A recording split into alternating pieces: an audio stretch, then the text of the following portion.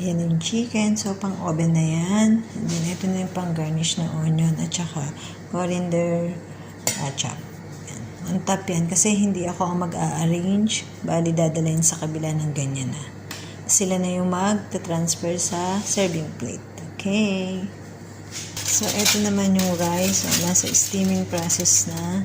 So, ayan. Okay na siya. Bali, lulutuin na lang talaga. Ayan.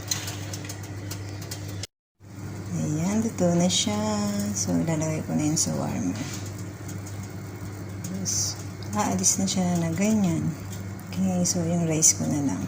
Nasa low fire pa rin.